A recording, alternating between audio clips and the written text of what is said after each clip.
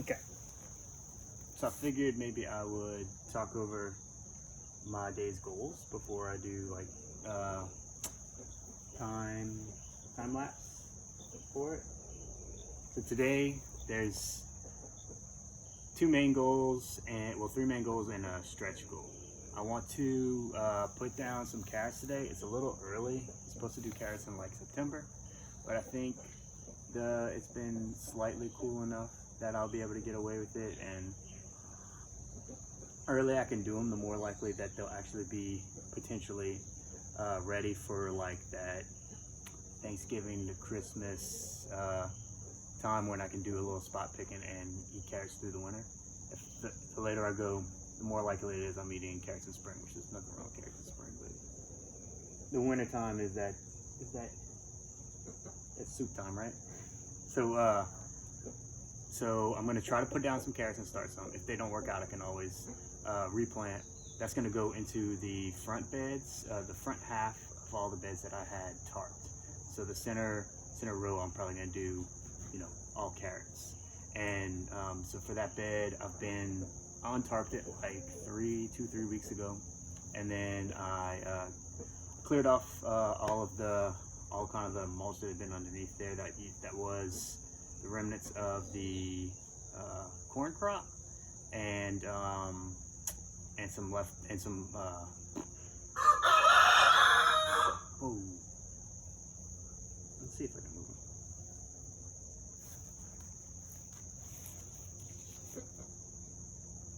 Tangent, y'all, I'm sorry. I get on tangents. Kind of my deal. Oops, I'm sorry, bud. I'm sorry. Let me get you there. But we have a cicada coming out of his shell, which is super cool. I don't know if y'all can see that because I don't have the camera switched around.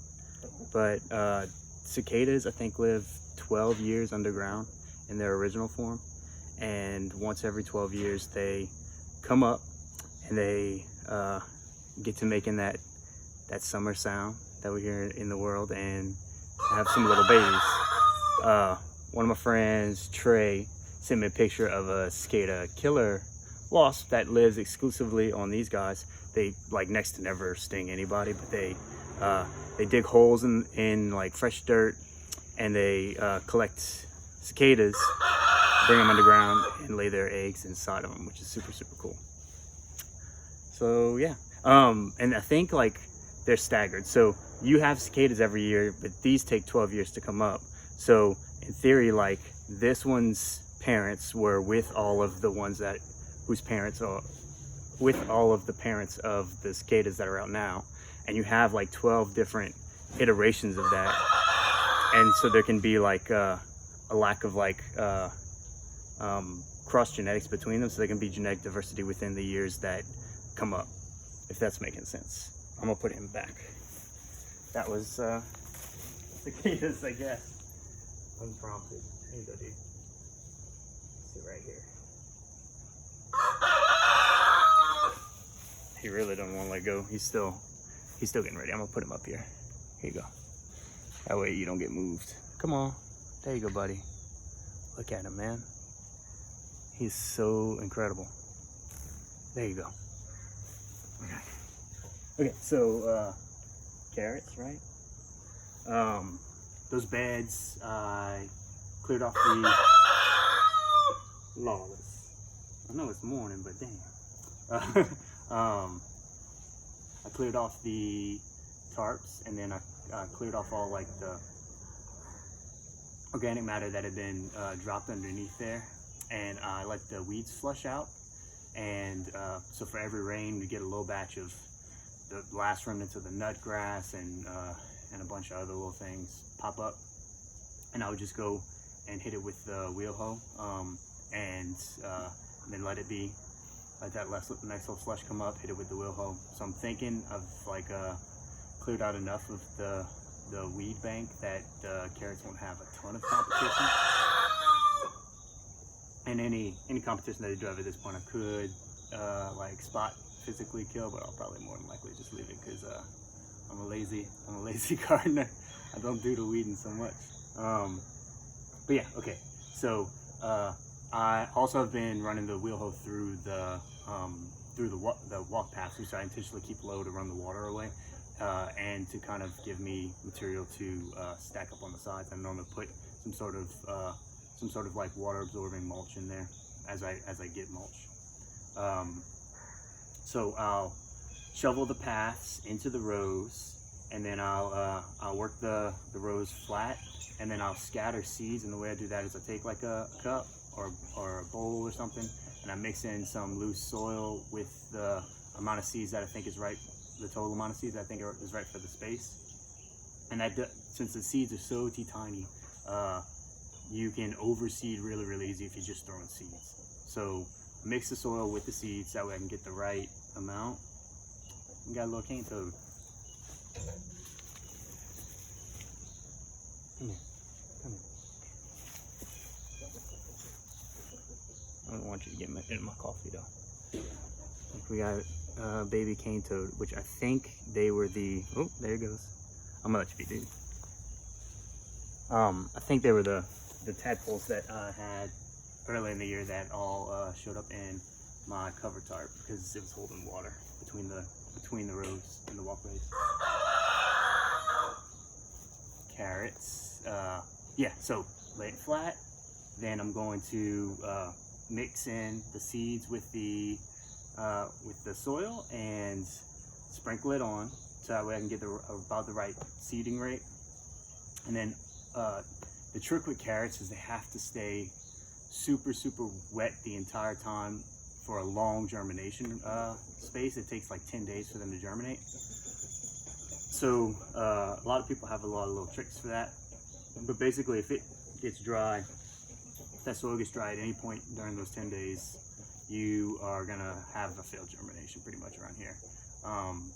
So my personal trick is the soil that's already in the garden that gets laid flat, I'll lay the seeds on. Then I'm gonna lay a layer of compost, which is just really the run ma poulet.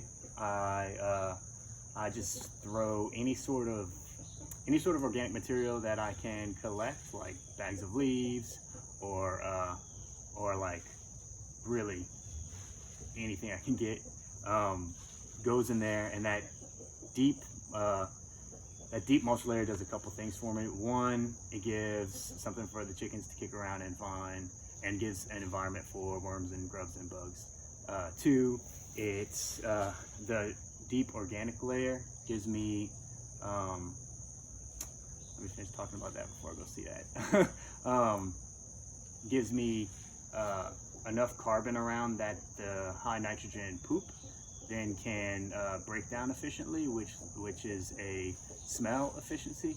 So like a deep mulch layer effectively makes a smellless chicken scenario. I do the same thing inside of the coop. I do like 8+ inches of pond shavings and stuff like that, or leaves, and that's enough to where it doesn't stink. If you have just poo sitting on a board, it will stink, because there's with the right amount of carbon to nitrogen and the little bit of moisture that's in the poop, it'll quickly kind of like, the limiting factor will be that moisture, and there'll be decomposition going on, aerobic decomposition, which doesn't smell. If you have just the poop sitting there, you'll have a high nitrogen environment that's moist, but no carbon to kind of balance it out, and you can get yourself into an aerobic scenario where the limiting factor was the oxygen, and so the anaerobic decomposition does smell, and it's not really what you want. So large layers of organic material for the chickens, and that's the third thing that putting that deep mulch layer in that run does, is it's effectively a compost. It's a giant compost bin that they're adding the nitrogen over time to, and I'm adding the carbon to, and they are doing the work of mixing it. so I don't have to physically go turn compost piles. I keep a small compost pile of like high quality compost where I really control it and try to do like something that's really potent, and that's where like my coffee grinds end up going, and a lot of my better or my chicken scrap, my my kitchen scraps that the chickens wouldn't eat and convert to eggs, they'll go in there too. But so this compost would be like higher quantity, lower quality, but next to no work. All I have to do is bring a bag of leaves in there, bust it with my knife, and they'll spread it. They'll nitrogenize it. The rain will get it wet, and over time they'll turn it to oxygenate it, and over time that'll turn into some pretty solid compost. That compost goes on top of the layer of so like flat soil, seeds. Then the compost, which holds a lot of water, goes on top of the seeds, and then on top of that, I unroll two things. I do this, which is like burlap sack material. I'll put it on top as another way of holding the water, and then I also put down some shade cloth if I have any. Both of those are breathable, but will hold, will kind of like effectively acts as a mulch that I can easily remove, that holds water in that soil, so that way the seeds never hit a scenario where there's no water. And so that kind of like really boosts up my germination rate for the carrots. So that's goal one, is the carrots. / goal two is clearing out the walkways and kind of prepping the other two beds for what will be some of the brassicas and chard and beets and stuff like that as they develop as seedlings. And I'm going to I'm going to finally cut my grass. I don't believe in having, like, you know, a perfectly cut grass, because why cut your grass when you can grow biomass, right? So my grass I've been holding off on cutting specifically to have mulch to put on those beds, so that way I can have more water retention, have more ability to fight the onset of weeds that'll come outside of me depleting the weed bank, which I've already been doing. And then, so I'm going to finally cut my grass and put it on those other two rows. So this will be the temporary mulch for the carrots that I can easily pull off right whenever I'm seeing the first little ones come up. And the more permanent mulch I'll collect from fresh grass clippings in the back and the front. And by the way, that's like the exciting part for me for cutting the grass, is like getting bags of grass clippings. That's so exciting. Okay, and so I'll put down the grass clippings on the mostly made beds and start to prep that area for the brassicas. Then so that's like the primary goals. One of the stretch goals is clearing out the old stalks of the sunflowers and mowing down all the like cover crop, and which is like sorghum Sudan and cowpea and I forget what was even exactly, as well as like bitter melon that's growing in the last two beds on the back garden. And I'll mow that down, drop it in place, and that's going to be the same prep for some fall stuff as well. Just kind of start to get it organized. And then the final stretch goal would be, I've been saving up a bunch of cardboard, so I could go buy some like pine bark. And there's there's one strip of St. Augustine still in my side garden, and to be honest, that's the hardest thing for me to fight, is the St. Augustine. Like all the pop-up weeds I can you know, spot hit with my single tine cultivator or my stirrup hoe or something, and they're gone pretty quick. But the big vining St. Augustine is kind of slowly coming into my garden, and then me having to fight back to the edge every time is work that I don't want to be doing. So the final stretch goal would be dropping all the cardboard I've been saving on top of that St. Augustine, and then go and get like 10-15 bag of pine bark mulch or something like that from Mayberry's in town, and dropping all that on there to where I can stop having to fight that nasty old St. Augustine. I'll show y'all around a little bit. Let's see.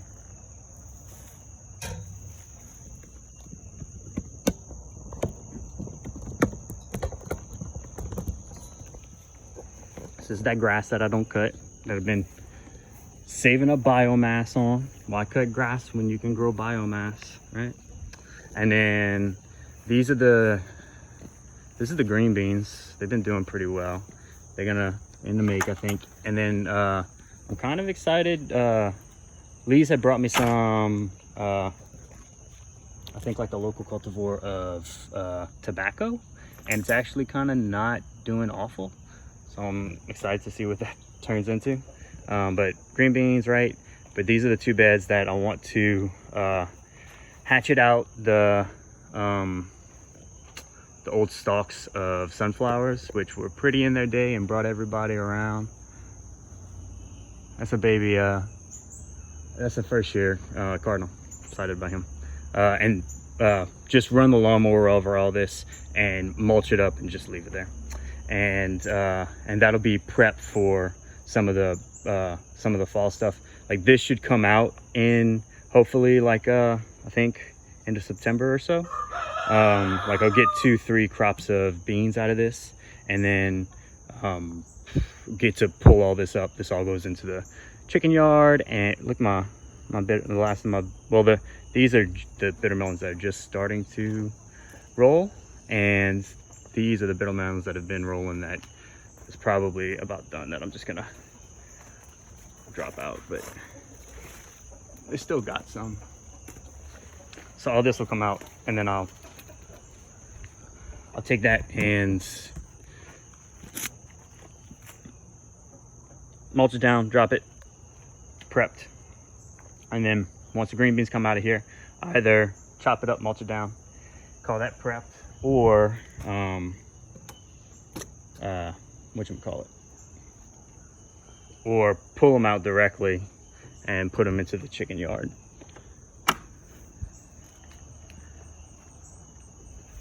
This is my new fig this year that I put down to like intentionally kind of grow up and then grow over. So between the 4 o'clocks and the figs kind of shooting over, this will start to kind of be a green wall. I put down a cutting of some, or like a root of some ginger from Celeste M's house. We'll see how that takes. And this is tray fig you need to come pick up. It came back, it's doing good. It's gonna make a tree. That's back garden, and that's the back garden work for today. And then let's go front. This is some more ginger from Celeste and them. This is some ginger from Stokes. I got a bunch of random plants all over the place, y'all. I'm more just like, I don't believe like you have to have the perfect spot for a plant. You just drop it in, so that way you can propagate it over time. Like I can have a whole yard full of ginger if 2 years ago I put this in, and then I get to pull up roots for the cost of one plant, right? Or for the cost of, hey, you throwing that ginger away? This is really my elephant ear patch, but this is my Cavendish banana, like the store bananas. And my whole theory with this area is these elephant ears, they die in frost, but every year they would last through some of the lighter frosts while everything else wouldn't. and the frost kind of like flows around the house, and you can see like a line that builds as it like runs to the bayou. You don't think about it, but like frost kind of runs like a liquid. It drops and settles, and then it runs, and the house kind of works as kind of like a rock in a river, right? So it makes a little bit of a wedge. But then there's a secondary microclimate thing going on here, where my dryer vent is right there, and it shoots out a bunch of hot air. So I have this theory that like on frost nights come winter, I'm going to have a reason to do my laundry and run the dryer kind of right before I go to bed. Maybe even set it on its little timer, and that should hopefully keep the new banana patch alive through the frosts, because you need to make it through the frosts to actually produce fruit. So some people's idea is like in the marginal climates, you can just dig up this tree and keep it indoors for winter, just like stacked literally, or in a pot, and then come out and drop them in for the second year and get your banana crop.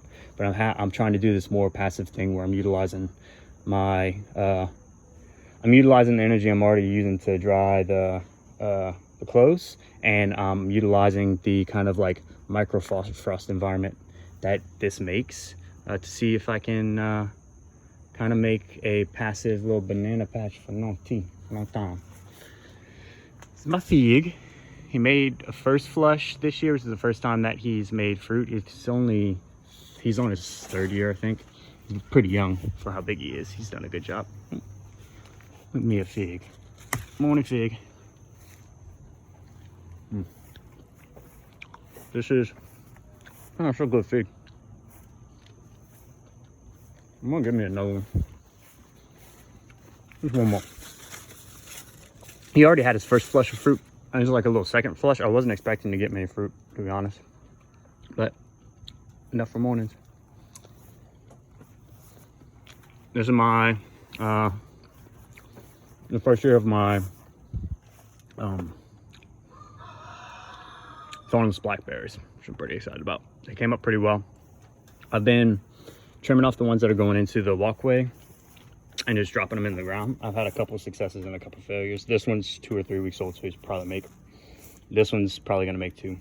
This one's still on the fence, and I had 3 or 4 that haven't worked. But for a passive way to get a straight line of thornless blackberries, pretty excited. This is my way overseeded mustard and turnips. Mustard and turnips. So every once in a while, I've just been going through with a single time cultivator and like scuffling a little area just to kind of clear out, because I'm way overseeded. That happens. This is that front area that I'm gonna do. Plan is shovel out walkway, level, seeds, sunflower, carrot seed down the center, then finished compost on top, then my roll of mulch, which is the burlap and the shade cloth, and then all of the grass clippings in here, right? And then this walkway right here, that one that keeps coming into the garden that I keep having to fight off. So this is where I'm probably like one of my stretch goals for today, or this week, or this month, or maybe never, is all the cardboard is saved, cardboard, and then pine bark mulch, so it kind of looks more like that. That way it'll be done. This is set for spring, really. It's where I had my tomatoes and peppers and everything this year, and I go way more to weeds than I normally do, to be honest, because I was using all the mulch that I could get to build up the organic layer on the new chicken yard. Because I don't know if y'all know that Hurricane Delta, my whole backyard freaking changed with Hurricane Delta. Hey Hercules. With Hurricane Delta, there used to be a building right here and a building right here, and a giant water oak right here that completely blocked out this this magnolia. So he's super excited This year he had the fullest blooms I've ever seen him have, because that tree fell. Hey Mockingbird. Hey Leroy. Tree fell, knocked over this building. This was where my old chicken yard was. My had a poulailler that was teal just like this one right here, and then the chicken yard that went around. After the building got cleared out, I put up this fence and I guess lemons and lemonaded it a little bit and turned all of that old chicken yard into good ground for me to plant into, and then converted this area into the new chicken yard. But in order to kind of get this to where it was going to be another smellless situation, I had to every bag of leaves, every bag of yard clippings, every time I had an old Christmas tree, it all needed to go in here. That way I could build up and start to have some compost production and make sure that it's not smelling or anything. Maybe the last thing we'll do is we'll go check on Belle. She's broody. She's the first time I've had a broody girl since I got Lawless, the rooster. So in theory, this should be like babies that she's sitting on. Let's see how she's looking. There she is. She's just been sitting. And I'm hopeful. And then this is where all the fresh eggs are coming. Right, but she's just been defending them eggs. It's been like 2 weeks. I think it's 3 weeks for them to sit and have the chicks. So we'll see. We'll see if that actually happens. Okay. That's the garden tour. Now let me get back to work. Bye, y'all.